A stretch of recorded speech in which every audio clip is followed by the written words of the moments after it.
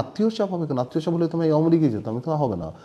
অনেক অনেক ব্যাপারে হয়েছে, অনেক ব্যাপারে। রাজনীতিতে আমি প্রতিদিনই শিখি। রাজনীতিতে আপনি যদি আমাকে জিজ্ঞেস করেন যে আমার সবচেয়ে বড় কোয়ালিটি যেটা আমাকে হেল্প করেছে, সেটা হলো যে আমি বুঝি আমি কি বুঝি না। আমি কোনটা কোনটা জানি না, বুঝি না, এটা আমি বুঝি। এবং আমি বুদ্ধি নেই, আমি জিজ্ঞেস করি আমার যে এক্সপার্ট, আমি যাদেরকে মনে করি যারা এক্সপার্ট, তাদের কাছ থেকে নেই। আই ওয়াজ ভেরি লাকি, যে অত্যন্ত সৌভাগ্যবান যে আমি অনেক অল্প বয়সে বিএনপি চেয়ারপারসনের পাশে বসে রাজনীতি করার সুযোগ পেয়েছি 12 বছর। তো সেই জায়গাতে আমি যেভাবে ইকুইপড হয়েছি, আমি যেভাবে ট্রেন্ড হয়েছি, এত বড় একটা জায়গা, বাংলাদেশের সবচেয়ে শীর্ষস্থানীয় রাজনীতিবিদরা সেখানে ছিল। তো সেখানে আমি যে থাকতাম, এক একটা মিটিং আমার কাছে এক একটা কোর্সের মতো লাগতো। এই 2.5-3 ঘন্টার এক একটা মিটিং আমি মনে করতাম যে মনে হয় 1 বছরের একটা ইউনিভার্সিটি পলিটিক্যাল সায়েন্সের কোর্স, এবং এত বিজ্ঞ ব্যক্তিরা, এত কিছু। তো সেখান থেকে আমার একটা খুবই বড় একটা সুযোগ ছিল যে এত অল্প বয়সে এত জাতীয় পর্যায়ের রাজনীতির ওই প্ল্যাটফর্মে, যেটা হয়তো মানুষ 70-75 বছর বয়সও পায় না। আমার ওইটা একটা সুযোগ ছিল, আমি সুযোগটাকে কাজে লাগিয়েছি। বিএনপি যারা যারা ছিল, আমি কিছু না বুঝলে সবাই জিজ্ঞেস করতাম পলিটিক্যাল কোনটা কোনটা। তো এরকম অনেক কিছু আছে যে জিনিসগুলি আমাকে, ছোট ছোট জিনিসগুলি আমাকে রাজনীতিতে সাহায্য করেছে, বাট এখনও করছে। এখনও আমি স্টিল ইন লার্নিং স্টেজ। আমি এমন কোনো পরিপক্ক বড় কোনো রাজনীতিবিদ হয়ে যায়নি। কিন্তু এর প্রেক্ষিতে একটা সংযোগ প্রশ্ন, আপনি তো বিএনপি থেকে বেরিয়ে এসেছিলেন, এটা আসলে কারণটা কি ছিল? আত্মীয়ের চাপ না, আত্মীয় চাপ হবে কেন? আত্মীয় চাপ হলে তুমি আওয়ামী লীগে যেত, আমি তো হবে না। বিএনপি আমি বের হওয়ার 6 মাস পরেই তো ঐক্য ভেঙে দেয়।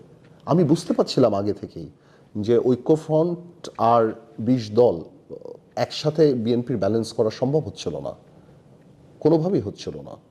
আর ইলেকশনটা ওই ভোট কারচুপির ইলেকশনের পরে সবার মোরাল ডাউন হয়ে গিয়েছিল। আমি বুঝতে পারছিলাম যে এই ঐক্যটা আর চলবে না, এটার পারপাস নাই। রাদার আমরা যদি নিজের দলকে কনসেন্ট্রেট করে আমাদের স্ট্যান্ডে থেকে আবার যদি ভবিষ্যতে আমরা নির্বাচনী ঐক্য করি, আমি মনে করি সেটা আরও বেটার ছিল। এই কারণে আমি বের হয়ে আসছিলাম। বাংলাদেশে আসলে আমরা দেখছি যে কোনো ঐক্য, দলীয় যুদ্ধপ্রণ বলি বা অন্যান্য যে প্রণগুলো দেখছি, ওগুলো আর টিকে না। না, ওটা টিকবে কেন? ঐক্যটা হয় একটা পারপাসে।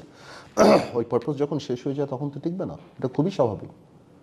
আপনার একটা পারপাসের কারণে ঐক্য হয়, ওই পারপাস যদি না থাকে তাহলে তো ঠিক না। আমাদের একটা স্বতন্ত্র অবস্থান আছে, আমার একটা আলাদা জায়গা আছে, আমরা আমাদের জায়গা থেকে করি। আপনার দেখতে হবে মেইন ট্যাগলাইনটা ঠিক আছে নাকি।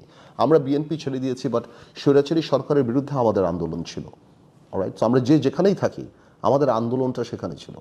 এমন না যে আমরা বের হয়ে যে আওয়ামী লীগের সাথে আতাত করেছি বা আমরা নির্বাচনে গিয়েছি বা আমরা ক্যাবিনেট গিয়েছি, তা না। বরং আমি আমার জায়গা থেকে আমি আমার মতো করে আলাপ করেছি।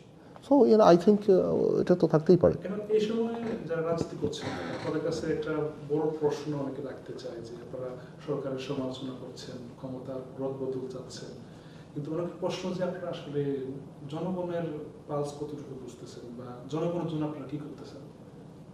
এখন তো আমাদের কিছু করার নেই জনগণের জন্য, আমরা তো সরকারে নেই। আমরা সরকারকে প্রেশার গ্রুপ হিসেবে কাজ করছি। জিনিসপত্রের দাম বাড়ছে, আমরা সরকারকে বলছি। প্রতিদিন যেই ঝামেলা ঘুরছে আমরা সরকারকে বলছি। দেশের পরিস্থিতি খারাপ হলে আমরা সরকারকে বলছি। আমরা আমাদের জায়গা থেকে বলছি তো, আমরা তো সরকারে বসা নাই যে আপনি আমাদেরকে ডাইরেক্টলি বলবেন যে আমরা রেসপন্সিবল। আর আমাদের জায়গা থেকে আমরা সরকারকে বলছি আপনারা এগুলি করা উচিত। প্রতিদিনে মানুষের যে বাজারের দাম থেকে আরম্ভ করে, আইন শৃঙ্খলা থেকে আরম্ভ করে প্রতিদিনে যে ইস্যুগুলি, সেগুলি আমরা সরকারকে গাইড করছি, আমরা বলছি আমাদের জায়গা থেকে।